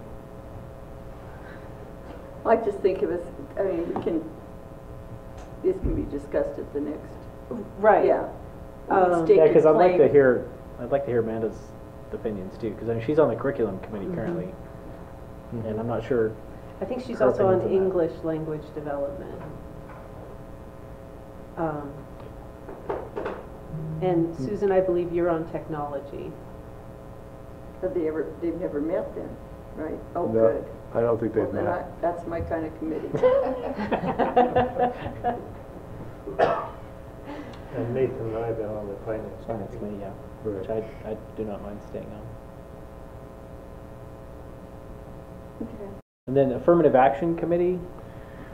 It meets approximately once a year, and then every 5 years we have a report that we have to consolidate.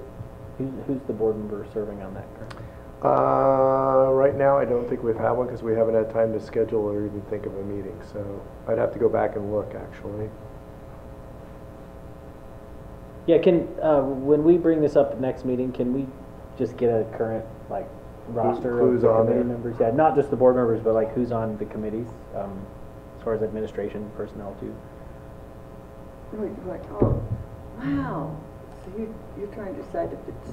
No, I just Get want to see who's Baldwin? on the committees is all, okay? I mean, I That's barely fair. know anything about these. No, it's perfectly fair. Yeah. Got to avoid the ones with Bob. I can tell you, for the Right, wellness right. committee, it would be tricky because the committee is open. Any member of the public could attend. Well, and that's the kind of stuff I want to know. Is like, Yeah. is it just open to whoever shows up, or is there's so defined members, there's or an is it email list that's like, you received this email because you have attended at some point in the You showed past, and interest you at may some still point. be interested. So if you are, And some are more defined, but Yeah. let me see what I can pull together Okay. for the next. And I might even send that out ahead of time so you can get a look. I'll talk with Shannon and see what we can pull together. Okay.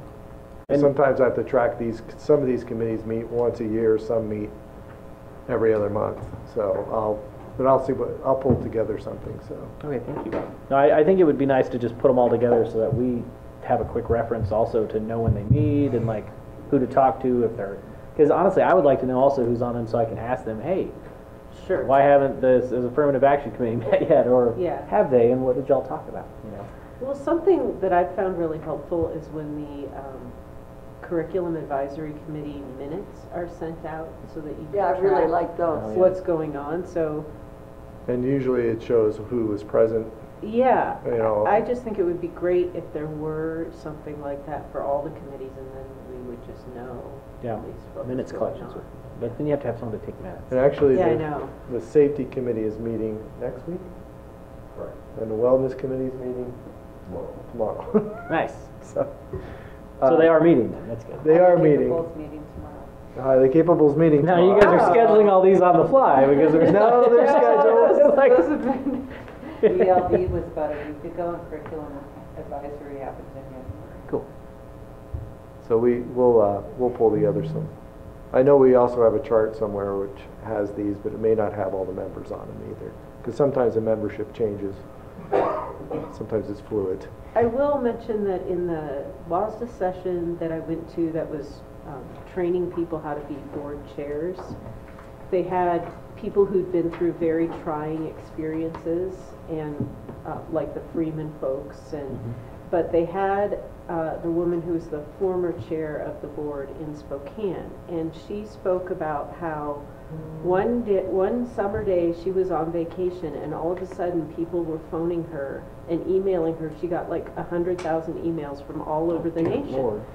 And what had happened is there was a very controversial sex ed curriculum that the board had never discussed, that it was being discussed in a committee, but the board's representative on the curriculum advisory committee had not been going to the meetings and had not been reporting to the board what was going on. And so something got completely twisted, and the board never knew. And this woman was completely blindsided by something that could have been so avoidable had the board been attending to their jobs and committees and just making sure that they were tracking what was going on. Well, this is the first I've heard that there's board representatives on some of these committees. I've served on the curriculum advisory committee, but Yeah, some of them you just don't hear about that often. Yeah. Like, because I mean, I I know never that get the minutes, which is awesome. Oh, and that's why I'm saying the minutes are so helpful, because at least you know then what is being discussed, and it's not going to catch you off guard. and when it does, you have something to go read and to say, wait a second, and then you're like, oh no. Yes. And I think that's been working very well, the minutes. Yes. So if you're not getting those or you have a question, please No, let us know. I got the curriculum ones for sure. Well, everyone. I will gather that information for you before the next meeting. Thank you. All right, there are a few informational items on the agenda. We do not discuss those. And now, if there are no objections, we will move into an executive or closed session for the purpose of evaluating complaints against public employee or employees and negotiations.